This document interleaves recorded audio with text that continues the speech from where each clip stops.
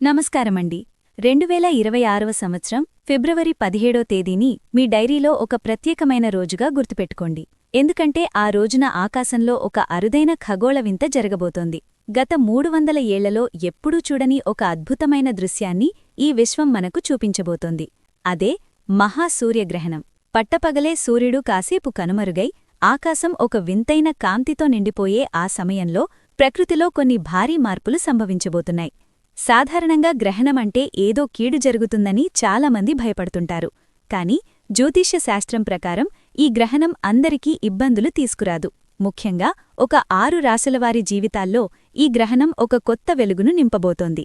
ఇన్నాళ్లూ చీకటిలో ఉన్నవారి అదృష్టం ఈ గ్రహణ సమయం నుండి ఒక్కసారిగా ప్రకాశించబోతోంది. కుబేర ఖజానా తలుపులు తెరుచుకున్నట్లుగా ఆ 6 రాశులవారికి అఖండ ధనయోగం పట్టబోతోంది. మరి ఆ అదృష్టవంతులెవరు?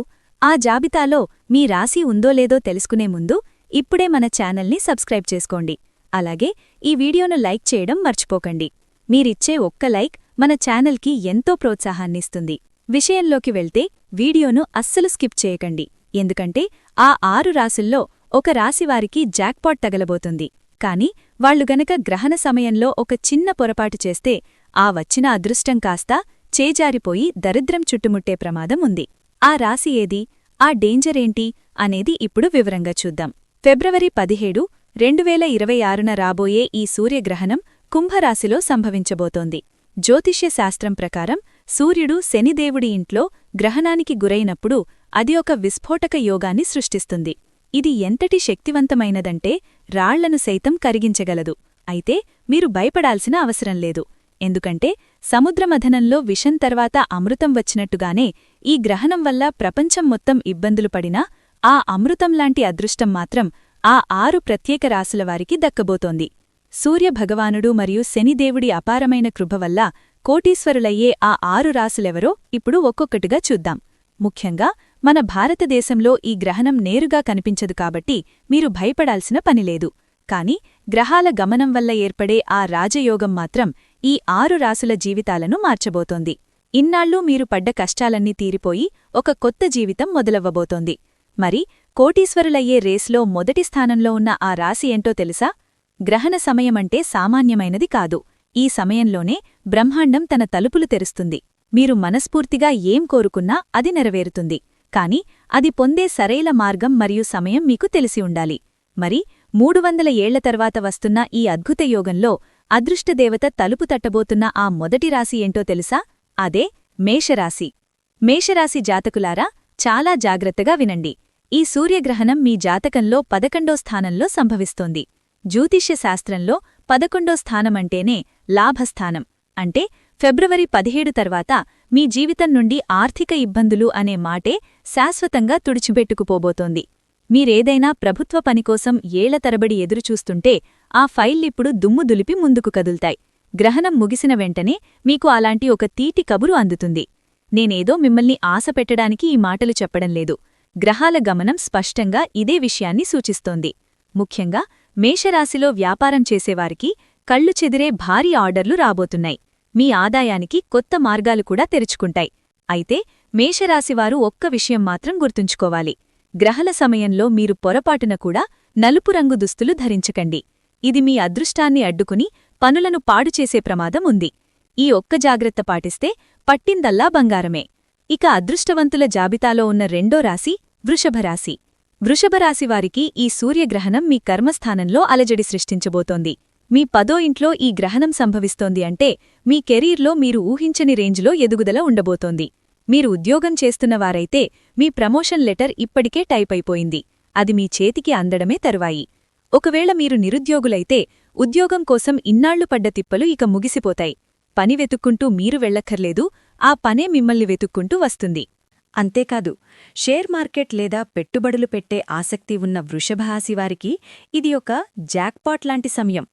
కాని గుర్తుంచుకోండి, అత్యాశకు పోయి మీ దగ్గర ఉన్న డబ్బంతా ఒకేసారి పెట్టకండి. ఆలోచించి అడుగువేస్తే మీరు మట్టిని ముట్టినా అది బంగారమవుతుంది. వృషభరాశివారు గ్రహణం ముగిసిన తర్వాత ఒక చిన్న పని చెయ్యాలి. అదేంటంటే ఎవరైనా పేదవారికి అన్నదానం చెయ్యండి. ఇలా చేస్తే మీ ధన భాండాగారం ఎప్పటికీ ఖాళీ అవ్వదు. వృషభరాశివారు గ్రహణం తర్వాత అన్నదానం చేయడం మర్చిపోకండి. దానివల్ల మీ సంపద నిలకడగా ఉంటుంది.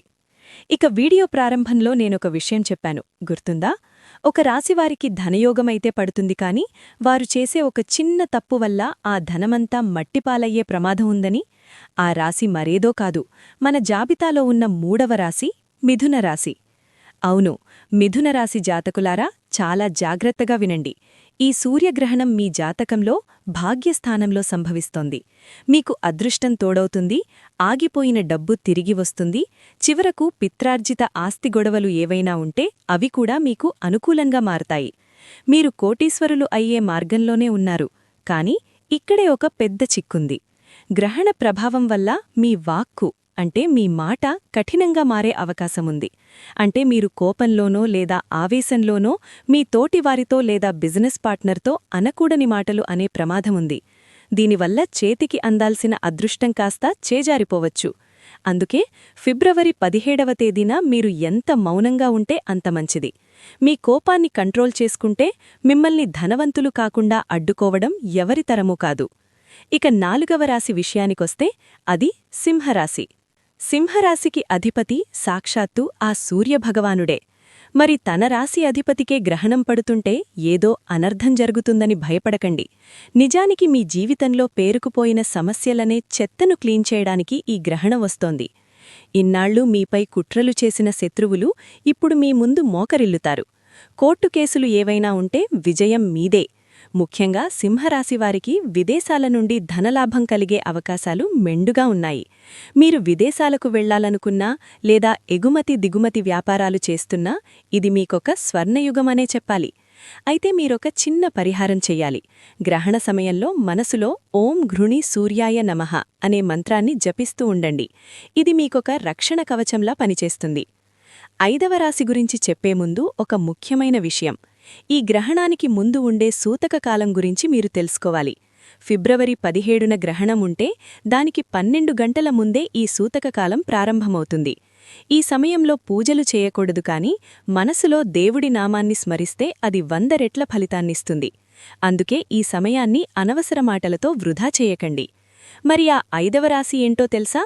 మన సబ్స్క్రైబర్స్ ఎంతో ఆసక్తిగా ఎదురుచూస్తున్న ఆ రాశి మన తులారాశి. తులారాశివారు జాగ్రత్తగా వినండి. ఈ సూర్యగ్రహణం మీ జాతకంలో 5వ స్థానంలో సంభవిస్తోంది. జ్యోతిష్య శాస్త్రంలో 5వ స్థానం అంటేనే బుద్ధి, ప్రేమ మరియు సంతానానికి సంబంధించినది. ఈ గ్రహణ ప్రభావంతో మీ మేధస్సు ఎంత చురుకుగా మారుతుందంటే అసలు మట్టిలో నుండి కూడా డబ్బును ఎలా సంపాదించాలో మీకు అర్థమైపోతుంది. ముఖ్యంగా మీరు షేర్ మార్కెట్, ట్రేడింగ్ లేదా ఏదైనా రిస్క్తో కూడిన వ్యాపారాలు చేస్తున్నట్లయితే మీ 6th సెన్స్ మీకు ముందే హెచ్చరిస్తుంది. డబ్బు ఎక్కడ పెట్టాలి, ఎక్కడ లాభం వస్తుంది అనేది మీకు ఇట్టే తెలిసిపోతుంది. అంతేకాదు, అకస్మాత్తుగా ధనలాభం కలిగే యోగాలు బలంగా ఉన్నాయి. గతంలో మీరు పెట్టిన పెట్టుబడులు ఇప్పుడు మీకు ఊహించని లాభాలను తెచ్చిపెడతాయి. మీ ప్రేమ సంబంధాలలో మధురత పెరుగుతుంది. ఇక ఎప్పటినుండో సంతానం కోసం ఎదురుచూస్తున్న తులారాశివారికి ఈ గ్రహణం తర్వాత ఒక శుభవార్త అందే అవకాశముంది. అయితే మీరొక జాగ్రత్త పాటించాలి. గ్రహణ సమయంలో గర్భిణీ స్త్రీలను అస్సలు అవమానించకండి. అలాగే మూగజీవులను హింసించకండి. ఇలా చేస్తే లక్ష్మీదేవి మీపై ఎప్పటికీ ప్రసన్నంగా ఉంటుంది. ఇక ఆఖరిగా ఈ సూర్యగ్రహణం వల్ల అందరికంటే ఎక్కువగా లబ్ధి పొందే ఆ 6వ రాశి మన కుంభరాశి. కుంభరాశి జాతకులారా, మీ అదృష్టాన్ని చూసి మిగతా వారందరూ కుళ్ళుకోవాల్సిందే. ఎందుకంటే ఈ సూర్యగ్రహణం మీ రాశిలోనే సంభవిస్తోంది.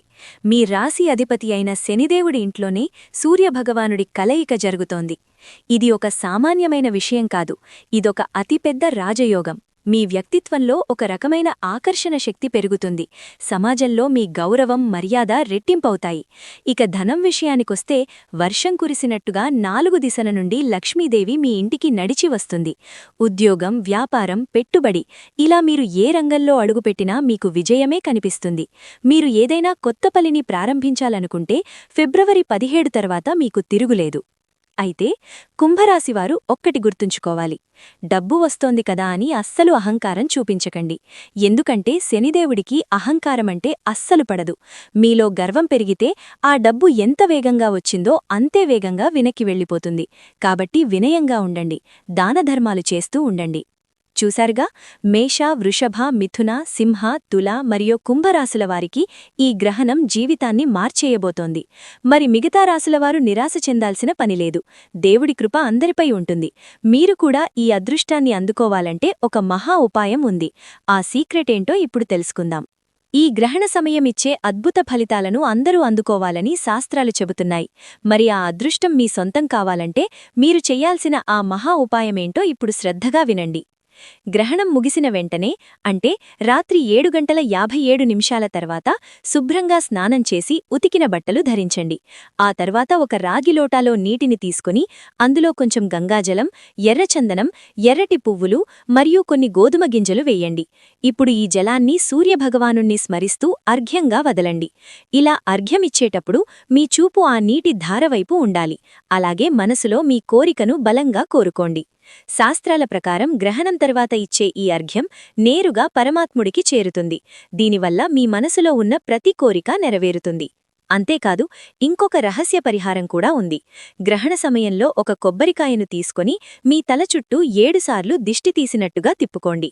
గ్రహణం ముగిసిన తర్వాత ఆ కొబ్బరికాయను ప్రవహించే నీటిలో వదిలేయండి. ఇలా చేయడం వల్ల మీపై ఉన్న దిష్టి, నెగటివ్ ఎనర్జీ లేదా గ్రహదోషాలన్నీ ఆ నీటితో పాటు కొట్టుకుపోతాయి. మీ జీవితంలో మళ్లీ సుఖశాంతులు వెల్లివిరుస్తాయి. మిత్రులారా, ఫిబ్రవరి 17 రావడానికి ఇక ఎంతో సమయం లేదు. మీ ప్రిపరేషన్ మొదలుపెట్టండి. అన్నిటికంటే ముఖ్యంగా మీ మనస్సును శుద్ధంగా ఉంచుకోండి. ఎవ్వరిపైనా ద్వేషం వద్దు. ఎందుకంటే పాత్ర ఖాళీగా శుభ్రంగా ఉన్నప్పుడే అందులో అమృతాన్ని నింపడం సాధ్యమవుతుంది. మీ మనస్సులో కుళ్ళు, కుతంత్రాలు ఉంటే ఆ దేవుడి కృప మీకు అందను. గుర్తుంచుకోండి, 300 ఏళ్ల తర్వాత వస్తున్న ఈ అద్భుత అవకాశం మళ్లీ రాదు. గ్రహాలు తమ పనిని మొదలుపెట్టేశాయి. ఇప్పుడు మీ వంతు వచ్చింది. మీ జీవితాన్ని మార్చుకోవడానికి మీరు సిద్ధంగా ఉన్నారా? మీ ఇంటికి వచ్చే ఆ అఖండ ఐశ్వర్యాన్ని ఆహ్వానించడానికి మీరు రెడీగా ఉన్నారా? అయితే ఇప్పుడే కామెంట్ బాక్స్లో జై సూర్యదేవ్ అని టైప్ చేసి మీ నమ్మకాన్ని చాటండి. అప్పుడే మాకు తెలుస్తుంది మీరు ఈ మహా మార్పు కోసం సిద్ధంగా ఉన్నారని. మీకు ఎలాంటి సందేహాలు ఉన్నా కామెంట్స్లో అడగండి. మేము తప్పకుండా సమాధానమిస్తాం. అలాగే ఈ వీడియోను మీ స్నేహితులకు, బంధువులకు తప్పకుండా షేర్ చేయండి. ముఖ్యంగా ఈరోజు నేను చెప్పిన ఆ 6 రాశుల వారికి ఈ వీడియో చేరేలా చూడండి. ఎందుకంటే మనం ఇతరులకు మేలు చేస్తే ఆ భగవంతుడు మనకు రెట్టింపు మేలు చేస్తాడు. ఆ సర్వేశ్వరుడి కృపతో మీ కుటుంబం ఆయురారోగ్యాలతో, అష్టైశ్వర్యాలతో వర్ధిల్లాలని కోరుకుంటున్నాను. సెలవు తీసుకుంటున్నాను. మిత్రులారా, గుర్తుంచుకోండి, మీరు చేసే ఒక్క షేర్ మీ బంధువుల లేదా స్నేహితుల జీవితాన్ని మార్చేయవచ్చు.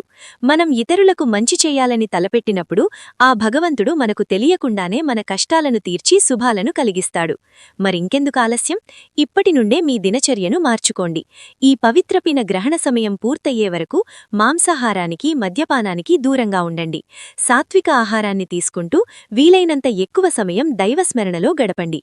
ఫిబ్రవరి 17న ఉదయించే సూర్యుడు మీ జీవితంలో ఒక కొత్త వెలుగును, కొత్త ఆశను మరియు సరికొత్త అదృష్టాన్ని తీసుకురాబోతున్నాడు.